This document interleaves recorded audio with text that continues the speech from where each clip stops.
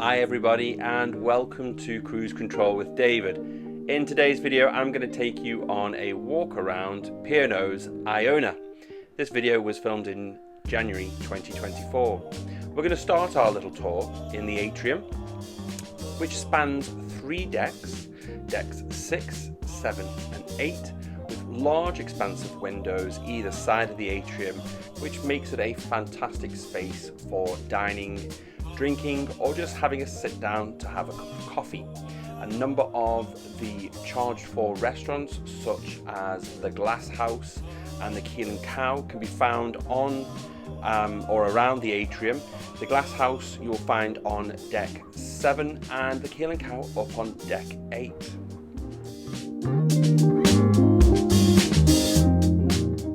Jumping to the aft of the ship, on decks 6 and 7 you'll find the main dining rooms. This is the Pearl dining room, which is the largest of the 3 main dining rooms on Iona, and as you can see here, I really enjoy the spacing, the way that they have divided the space. It's nice and fluid, and there is a decent amount of space between the tables, so you can sit with your loved one or with your friends and be assured that no one is going to be listening in on your conversations. However, there is nothing wrong with striking up conversation with people on another table. Come on guys, we're on a cruise.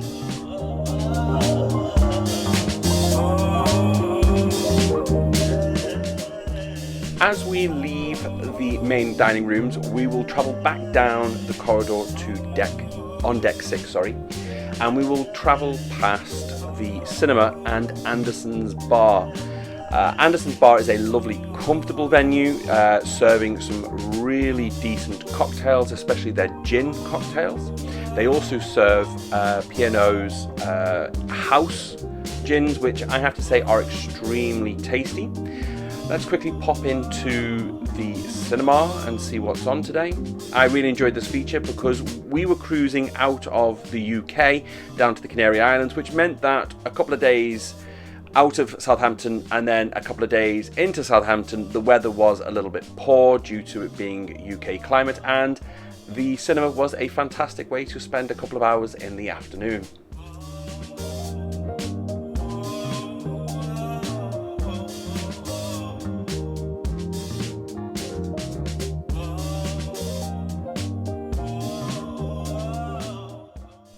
I have to say those seats were very comfortable.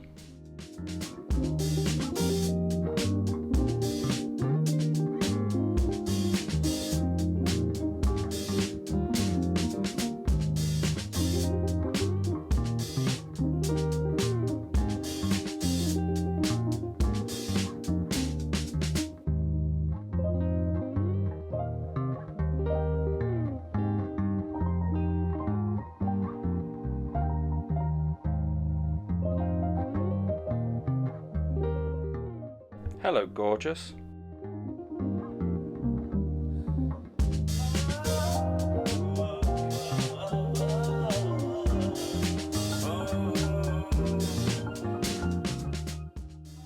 What's interesting about this space is that Anderson's Bar is connected to the library, so during the bar hours you can grab yourself a drink and then go and relax in the library and have a good read of one of your novels or one of the books on offer from P&O's library stock.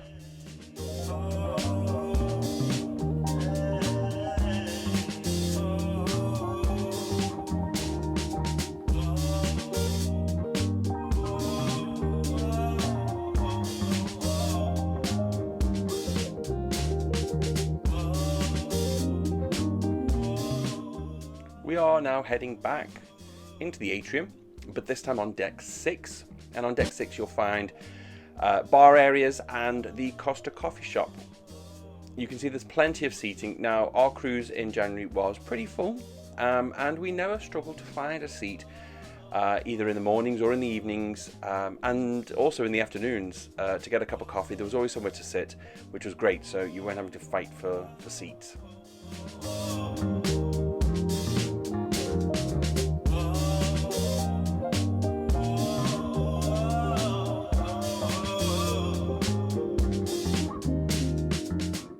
as we head out of the atrium area towards the front of the ship, we will go past or walk through the art gallery store, and to our right you will see the, well, you won't see in this video, but you'll see in other videos, but it's the live lounge where you get dinner and music. So on our cruise we had some live acts, and for a nominal charge, it was £25 per head. You get a 3-course dinner and an evening's worth of entertainment.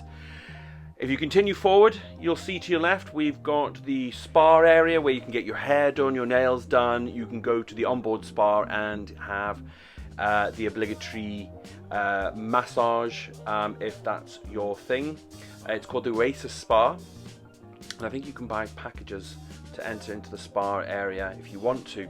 But continuing forward, we're going to have a quick sneak peek into the Headliners Theatre, which is the main theatre for the ship, and it again covers decks 6 and 7.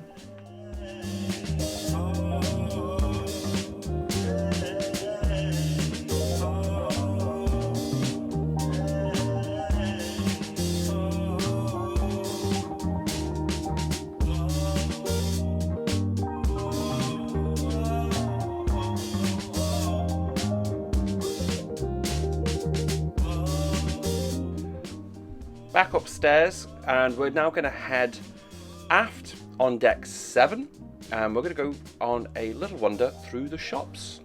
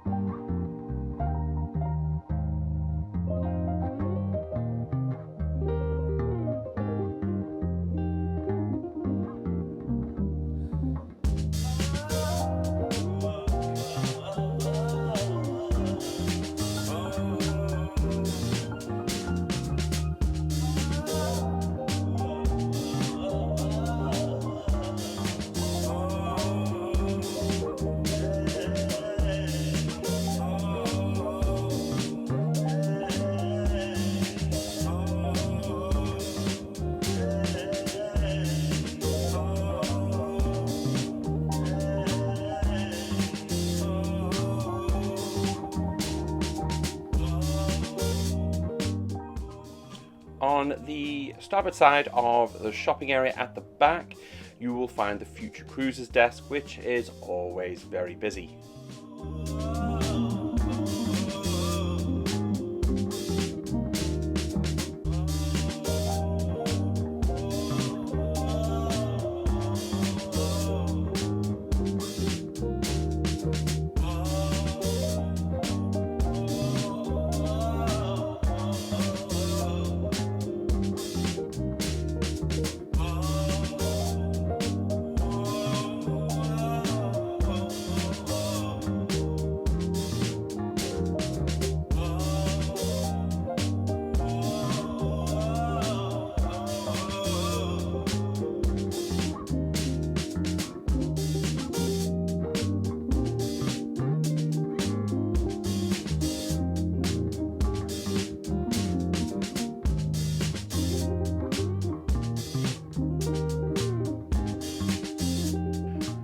Between the shops and the atrium on deck 7, you will also find the photo hub where you can order your photo prints, and also find the purser's desk or customer services.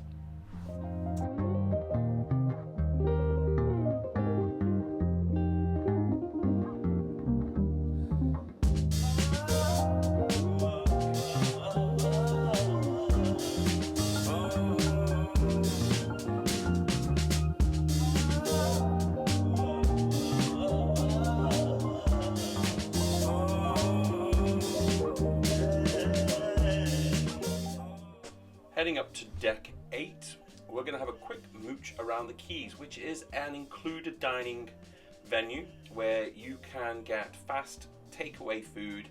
There's a fish and chip shop, there is an Asian fusion stall, and then there is an American diner. So you can get everything from hot dogs to tofu, massaman curry to fish and chips. And I have to say the fish and chips is some of the best I've ever had at sea, hands down. But it is a nice, relaxed, informal dining venue, and you will find this on deck 8, to the aft of the ship and next to the Indian restaurant called Sindhu.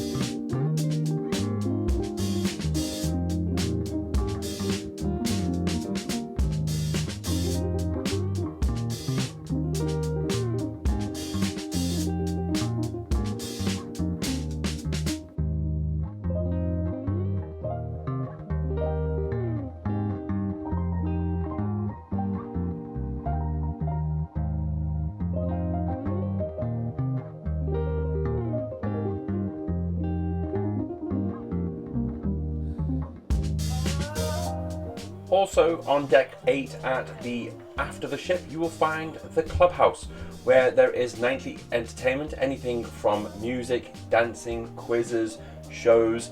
It's a very large, expansive space, so it is easy to find a seat, except for when it is very busy, i.e. a very popular show on. But if you hang around at the back for 5-10 minutes, someone will move on and you will inevitably find yourself a seat.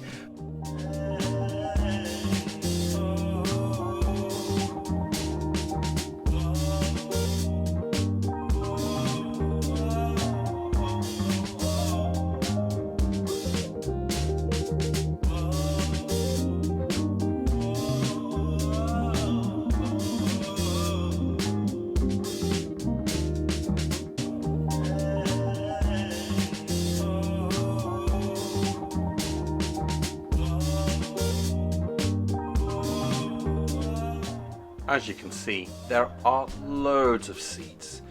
It does get very busy in the evening, especially between 8 and 10 p.m. So it can sometimes be a struggle to find a seat, but if you're in there nice and early, or if you're looking for a late night relax, then you should quite easily find a comfortable pew. Next, we're going to head out the back of the clubhouse through those glass doors that you could see on the video, and here is the view of the aft of the ship from deck 8 outside the clubhouse. So on a sunny afternoon like this one in Cadiz, you can grab a drink from the bar and slowly watch the sail away. I really enjoyed afternoons sitting out on the aft deck. It could have maybe done with a pool downstairs, but there is one upstairs on deck 15 at the back of the buffet.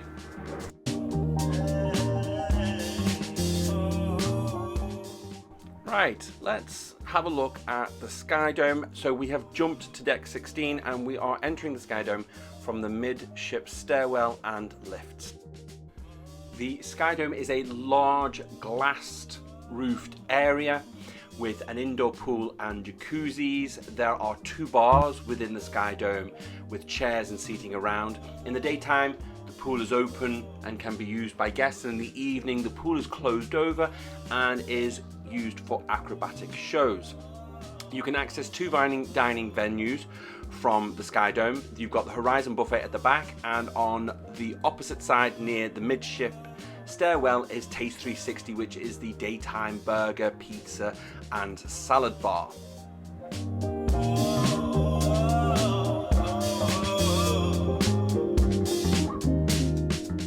The Horizon Buffet has a large and expansive seating area. They also make use of part of the Horizon Buffet at night for the Beach House restaurant.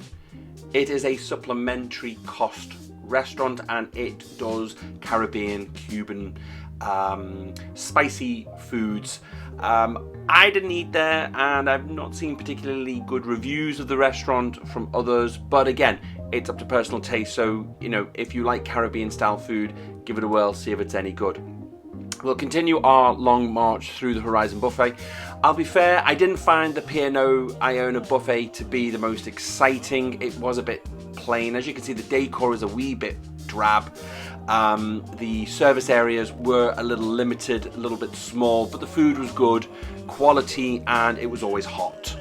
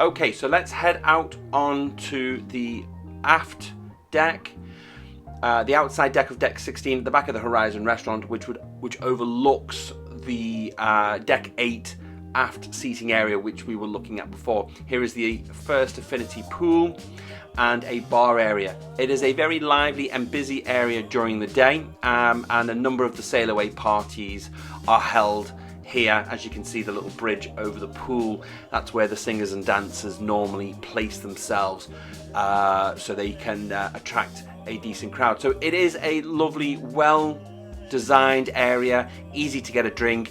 In the daytime there are a number of deck chairs out there. This pool tends to be quite popular with the kids. There is another pool up on deck 18, which we'll have a quick look around now.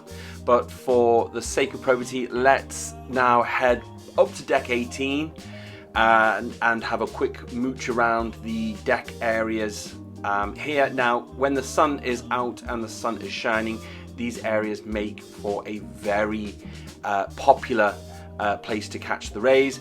This is the Beachcomber Bar, which is adults only, has a pool area and some seating area. It itself gets very, very busy, but it does have a bar, which means that you don't have to travel far if you are lying down somewhere on deck 18 and you are thirsty.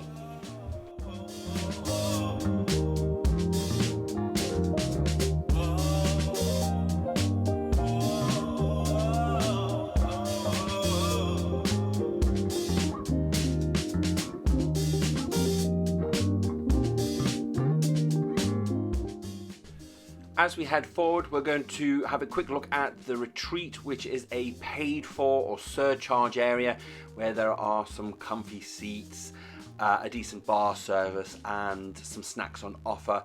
To be honest with you, I didn't find the offer all that enticing, so didn't pay the upgrade fee, which I think was about £60 per person when we were sailing. But please, for the sake of accuracy, can you check online before, or check on the day from guest services, the price that they're charging for you to access that area.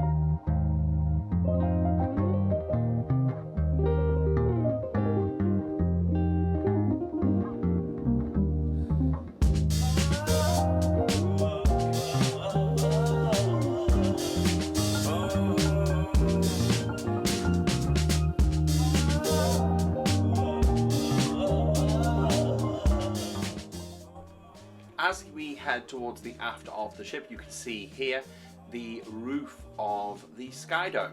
So the Skydome is a fixed feature. It doesn't move or open up in good weather. However, on a Northern European cruise or a fjords cruise, it doesn't really matter. It still makes for a nice environment inside, and as you can see, when the weather is nice, there's decent seating outside that you can access.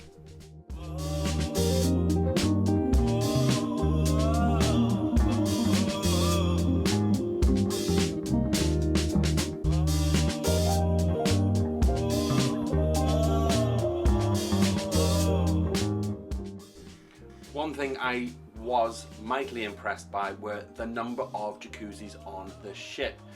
If you go down to deck 8, there are plenty dotted around the promenade deck, and again, here on the higher decks, there are a number that you can use, and if you pop into one late afternoon, early evening, it does feel quite exclusive because you're not normally going to find a lot of people walking around those areas, not unless it's really hot and it's packed to the rafters with sunbathers.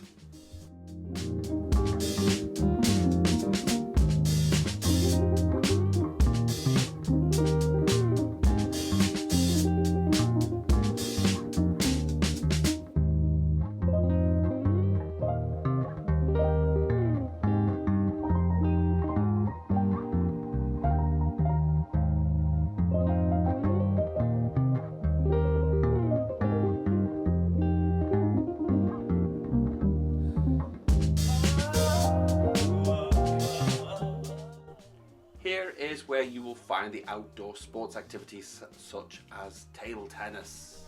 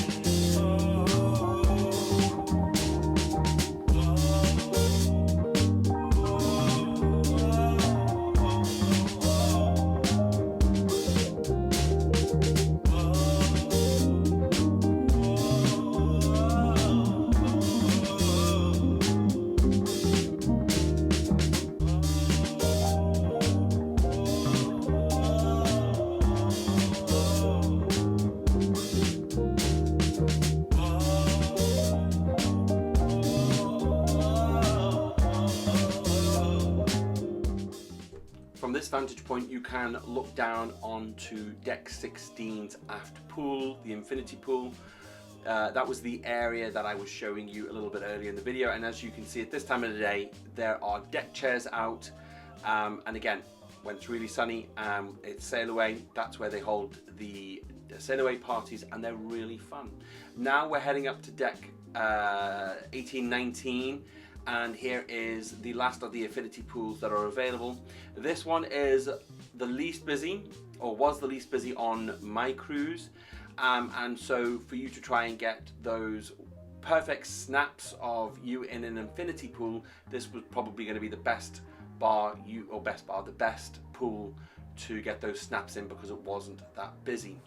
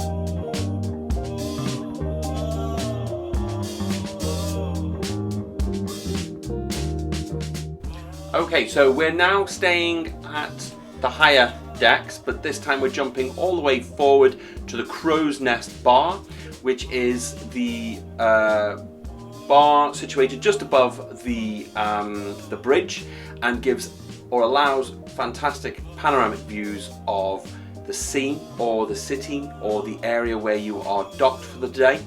At night time there is lively and really good quality entertainment, usually a pianist who will sing. It is a really welcoming bar, a really beautiful venue at night. The gold glistens. The staff and the bar staff are fantastic. They make some of the most amazing cocktails at sea. I really enjoyed my evenings in the Crow's Nest. We'll leave the Crow's Nest quickly and we'll head towards the forward stairs. Here you will find the Epicurean restaurant just to your right. So if you're booked into the Epicurean, which is one of the paid for restaurants, you can eat there. And here is a quick snippet of our afternoon tea at the Epicurean. Now you can pay for a surcharge and have afternoon tea at the Epicurean, and that is a wonderful treat.